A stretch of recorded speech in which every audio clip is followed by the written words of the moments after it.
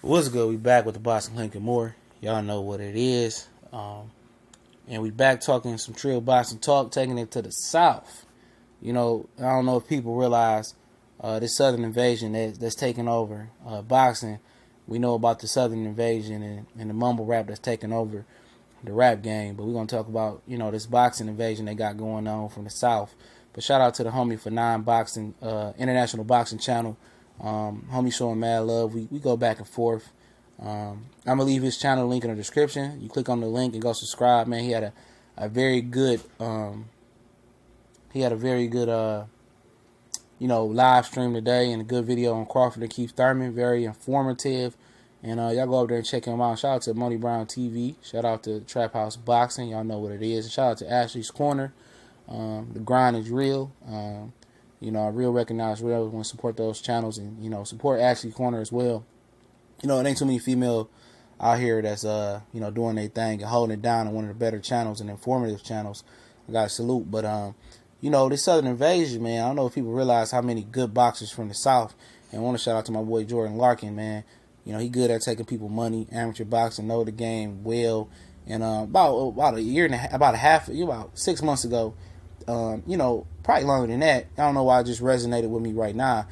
He had a question and saying that, the South was taking over boxing. And it just popped in my head. That's strange that it did. And, yeah, man, he brought that to light.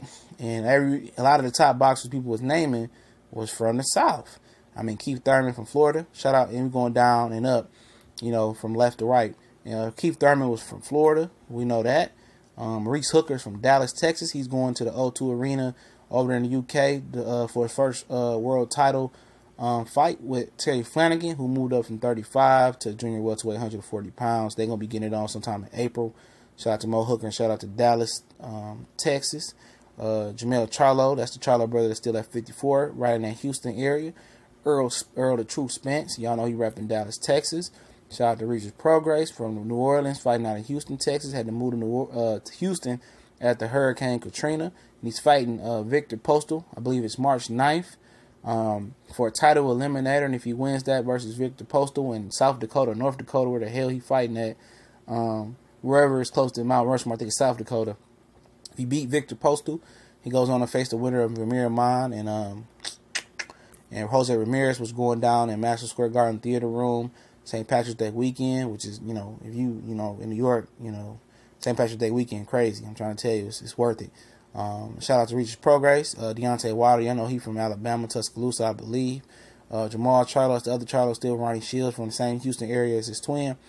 Erickson Lubin out of Orlando, Florida. Shout out to Central Florida. I'm very familiar with Central Florida by Haitian descent. And I also want to give a shout out to Caleb Plant, Sweet Hands Caleb Plant, fighting out of Tennessee. I think it's Nashville. And, I don't think a lot of people recognize the South and how deep, the South got and the talents that the South got.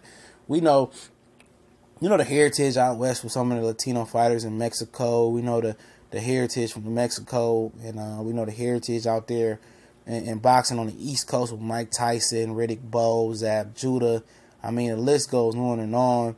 The South got roots. You got George Foreman. You got, Roy Jones, one of the more famous ones, Antonio Tarver.